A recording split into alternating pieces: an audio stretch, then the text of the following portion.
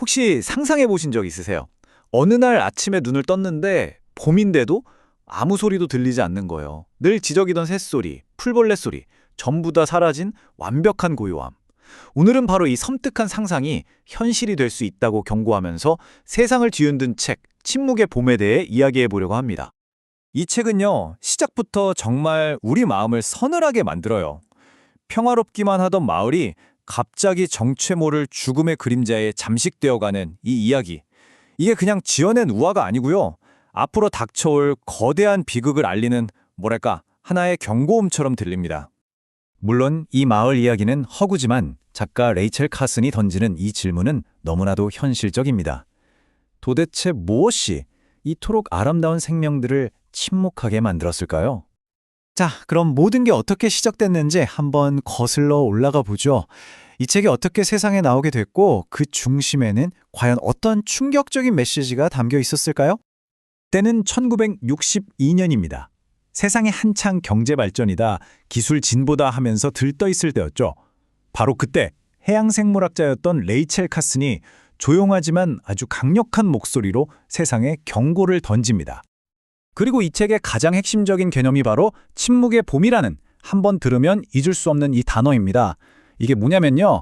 우리가 농사 짓거나 벌레 잡을 때 무심코 뿌리는 그 살충제 때문에 새들이 다 죽어버려서 결국 꽃이 피는 봄이 와도 아무 소리도 들리지 않는 그런 적막한 미래를 말하는 거죠.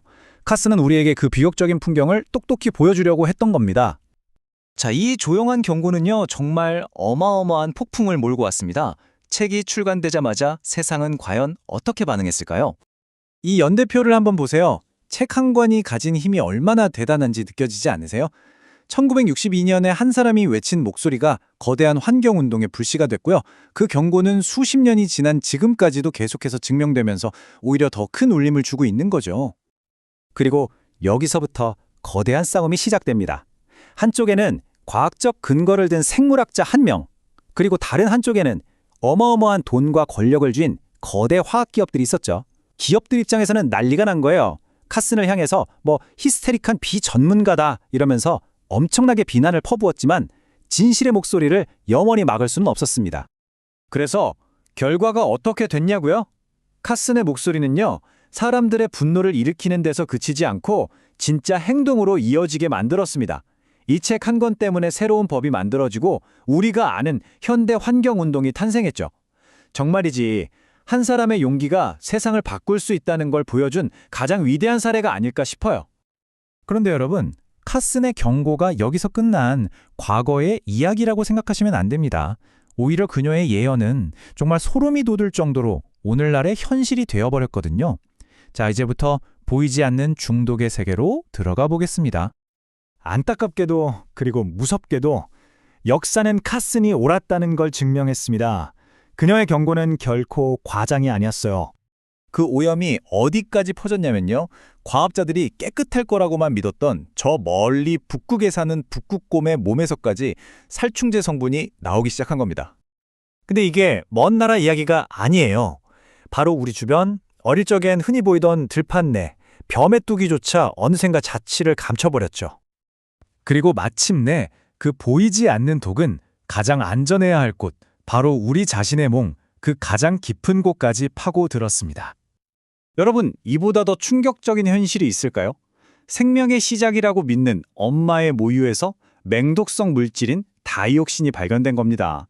이 때문에 이제는 모유 수유가 아기에게 가장 좋은 것이라고 누구도 확신할 수 없는 그런 시대에 우리가 살게 된 거죠. 보이지 않는 오염이 우리의 가장 신성한 믿음까지 흔들고 있는 겁니다. 그렇다면 지금은 좀 괜찮아졌을까요? 안타깝게도 카슨의 경고는 여전히 끝나지 않은 현재 진행형입니다. 오늘날 우리가 마주한 침묵의 봄은 과연 어떤 모습일까요? 비극은 지금도 계속되고 있어요. 농약에 오염된 물고기를 먹은 물새들이 죽어가고 새들의 먹이가 되는 곤충들은 살충제 때문에 사라지고 있죠. 심지어 우리가 마시는 물까지 골프장에서 나온 맹독성 농약에 위협받고 있습니다. 이게 침묵의 봄이 나온 지 60년이 지난 지금 우리가 마주하고 있는 현실입니다. 결국 모든 이야기는 카슨의 첫 경고로 다시 돌아옵니다. 우리가 이대로 아무것도 하지 않는다면 우리가 맞이할 미래는 어쩌면 모든 새소리가 사라져버린 죽음의 봄일지도 모릅니다. 그래서 침묵의 범은 우리에게 이런 마지막 질문을 남깁니다. 그리고 이 질문은 60년 전 사람들에게만 해당되는 게 아니라 바로 오늘을 살아가는 우리 모두에게 던져진 질문일 겁니다. 얼마나 끔찍한 일이 더 벌어져야 우리는 스스로 한 일을 뉘우치게 될까?